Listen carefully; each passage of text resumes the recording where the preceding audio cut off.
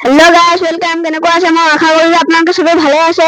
এসো কালি যে যেহেতু ঈদ আজি বনিছে আমাৰ ঘৰত কেক আপোনালোকৰ ঘৰত কি বনিছে ঈদৰ দিনাখন তো সবৰ ঘৰতে নিমকি কেক এইবিলাক বনে আমাৰ ঘৰতো কেতিয়া কেক বনিছে বৰ্তমান আৰু পিছত নিমকি বনিব নিমকিটো দেখাব পাৰিম নে সেইটো নাজানো বাৰু পাৰিলে দেখাম তো সব কেকটো সব অলপো নাই পুৰা দেখিছে গাইস ইমান ধুনীয়া